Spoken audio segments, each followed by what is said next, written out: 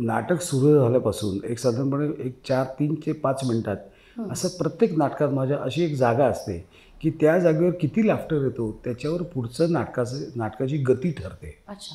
काय स्पीडने आपण नाटक करायचं आहे, तर ते जजमेंट घेऊन तुम्हाला नाटक करायला लागतं. त्यामुळे कॉमेडी नाटक करणं आणि त्यात स्वच्छ कॉमेडी करणं, अंडर द बेल्ट न बोलणं किंवा अनावश्यक काय म्हणू आपण, अनावश्यक बॉडी मुवमेंट्सचा वापर न करणं.